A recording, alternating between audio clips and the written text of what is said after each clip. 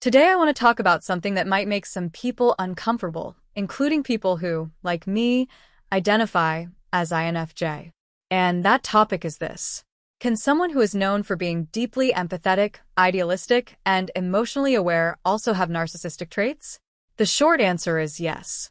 And I think it is worth talking about honestly because understanding this can protect you in relationships, and it can also help you look at yourself more clearly, which is something I believe most people genuinely want to do, even when it is hard. So let me start from the beginning, because I want to make sure everyone watching this is on the same page. When we talk about personality types like INFJ, we're talking about a framework that describes how a person naturally thinks, feels, processes information, and interacts with the world. It is a general map of tendencies. It does not define your entire character, and it definitely does not determine whether you're a good or bad person. Personality type and personality disorder are two completely different things. A personality disorder is a clinical term used by mental health professionals to describe patterns of thinking and behavior that are rigid, long-lasting, and cause real harm to the person or the people around them. Narcissistic personality disorder is one of those. So when I talk about narcissistic traits in the context of a personality type like INFJ, I am not saying that every INFJ is a narcissist. I am saying that certain conditions, certain wounds, certain patterns of behavior can push anyone, including someone with this personality type, into narcissistic territory. And that distinction matters a lot. Now, INFJs are generally described as people who care deeply, who think in complex ways, who feel things intensely, and who often dedicate a lot of their energy to understanding and helping others. Those are real strengths. But here's something that does not get talked about enough. Every strength has a shadow side. Every quality that makes someone admirable in one context can become something damaging in another context, especially when that person is under stress, has unhealed wounds, or has never been challenged to look honestly at their own patterns. So, what does a narcissistic INFJ actually look like? This is where it gets genuinely complicated because on the surface, this person can appear to be the opposite of a narcissist. They may seem humble, even self-deprecating. They may talk a lot about caring for others. They may present themselves as deeply misunderstood, as someone who gives and gives, but never receives what they deserve in return. And some of that may even be true, at least from their perspective. But underneath that presentation, if you look closely enough and long enough, certain patterns start to emerge. One of the clearest signs is what I would call martyrdom without awareness. This is when a person constantly positions themselves as the one who sacrifices the most, who feels the most, who understands the most, but uses that position to control the emotional environment around them. Instead of saying directly what they need, they create situations where other people feel obligated to give it to them. They may not even realize they are doing this, but the effect on the people around them is real.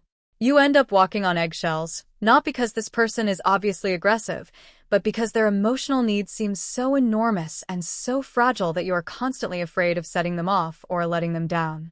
Another sign is a very specific kind of empathy that is actually selective. A narcissistic INFJ can be extraordinarily perceptive about other people's emotions. They can read a room, sense what someone is feeling, and respond in ways that feel deeply understood and validating. But that empathy tends to switch off the moment it is no longer convenient for them, or the moment someone's needs conflict with their own. Real empathy is not conditional. Real empathy does not disappear when it becomes inconvenient.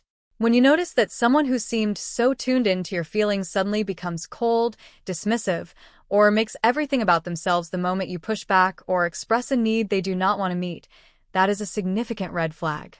Let me talk about covert narcissism for a moment, because I think this is where the overlap with INFJ traits becomes the most confusing. Covert narcissism, sometimes called vulnerable narcissism, is different from the loud, obvious kind of narcissism most people picture. A covert narcissist does not typically brag openly or demand attention in obvious ways. Instead, they tend to be quieter, more introverted, and often present themselves as deeply sensitive and misunderstood. They carry a strong sense that they deserve more than they are getting from life and from the people around them, but they express it through withdrawal, through passive resentment, and through subtle ways of making others feel guilty or responsible for their unhappiness. This pattern fits the shadow side of INFJ traits almost uncomfortably well. Because INFJs are naturally introspective and sensitive, and because they genuinely do experience the world intensely, it can be very hard to tell from the outside whether what you're seeing is authentic emotional depth or a carefully maintained image of depth that is being used to keep others close and under a kind of quiet control. Now, I want to address something that I think is really important, which is the role of trauma and emotional wounds in all of this. Most people who develop narcissistic patterns did not start out wanting to be that way. For many of them, those patterns developed as a response to early experiences of feeling unseen, unvalued, or emotionally unsafe. When a child grows up in an environment where their needs are consistently ignored or where love feels conditional and unpredictable, they learn to protect themselves. Sometimes that protection looks like becoming very good at reading other people, at presenting a version of themselves that earns approval, and at managing relationships in ways that feel safer than being truly vulnerable. For an INFJ, who is already naturally attuned to the emotional environment and already inclined toward deep introspection, those early wounds can quietly shape a set of behaviors that look empathetic on the outside but are actually, underneath, about control and self-protection. This does not make those behaviors acceptable, but it does make them understandable. And understanding the origin of something is not the same as excusing it. Stress and burnout are also worth mentioning here, because INFJs are particularly vulnerable to both. When someone with this personality type has been giving too much for too long, when they have been pouring themselves into relationships, projects, or causes without enough support or rest, they can hit a wall.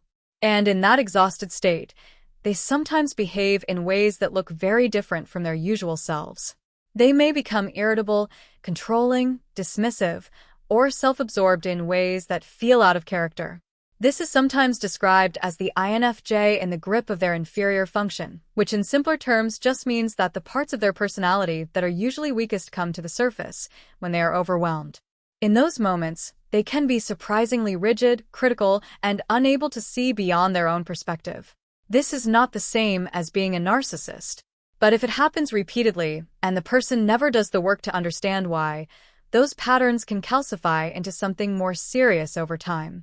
So, how do you tell the difference between healthy self-love and actual narcissism? This is a question I find genuinely useful to sit with, both when looking at others and when looking at myself. Healthy self-love means you value yourself without needing to diminish other people. It means you can receive criticism without falling apart or retaliating. It means you can acknowledge when you have hurt someone and take real steps to make it right, not just say the right words to smooth things over.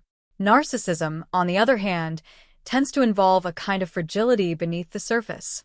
When someone with narcissistic patterns receives criticism, even gentle and loving criticism, the reaction is often disproportionate. They may become defensive, cold, or turn the situation around so that suddenly you are the one apologizing for bringing it up. That reversal, where you came to address something that hurt you and you end up comforting them, is one of the clearest markers I know of. Let me talk about how a narcissistic INFJ tends to behave in close relationships specifically, because I think this is where the most confusion and hurt tends to happen. At the beginning, they can be extraordinary partners or friends. They are attentive, thoughtful, and seem to understand you in ways that other people never have. That connection feels rare and real. But over time, you may start to notice that the relationship operates on their terms more than you initially realized. Plans shift around their mood. Conversations that start as being about you somehow always circle back to their feelings. When you disagree with them, there is a heaviness in the air that feels like punishment even if nothing is said directly. They may use what they know about your emotional vulnerabilities, things you shared in moments of trust, to navigate conversations in ways that keep them in a position of emotional power. And the particularly painful part is that they often do this without fully understanding what they are doing, which makes confronting it extremely difficult because they genuinely believe they are the caring, giving one in the relationship. Can a narcissistic INFJ be self-aware? Yes, and this is actually one of the things that makes this type complicated to navigate. Because INFJs are naturally introspective, a narcissistic INFJ may have significant self-awareness about many of their patterns. They may even talk about them openly, in ways that seem like genuine insight.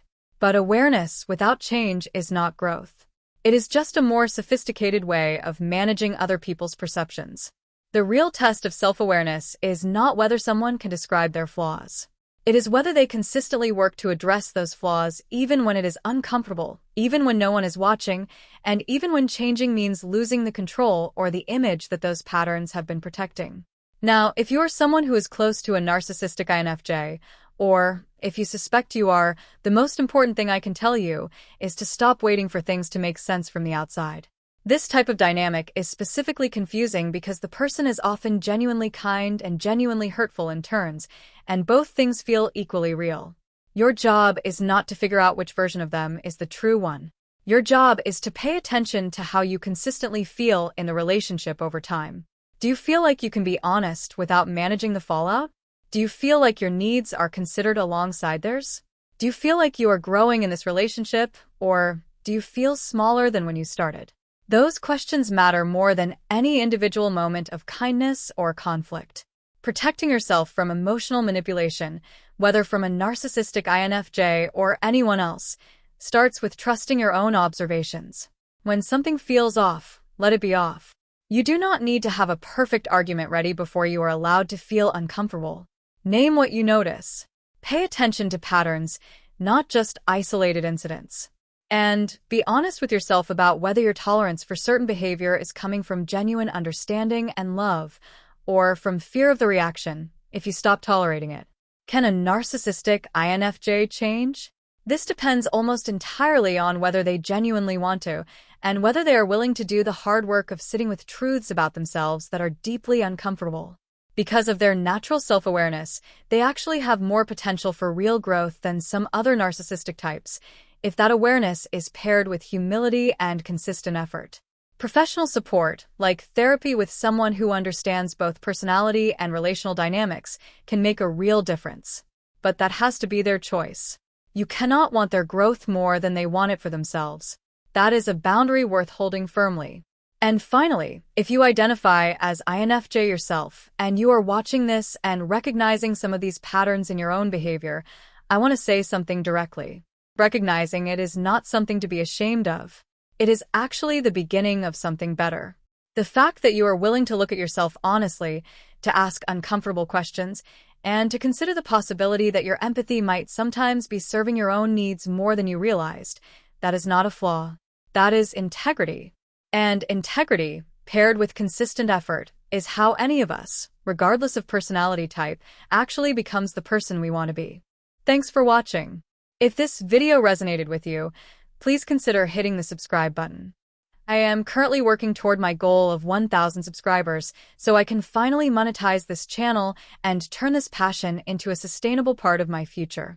This is my unfiltered diary of solo living in the Philippines, and your support helps me keep this channel growing. If you would like to help out even more, you can check out the Buy a Treat for My Pets link in the description. My dogs definitely appreciate the love. Make sure you are subscribed so you do not miss the next update. Thank you for being such an important part of this journey. I will see you in the next one.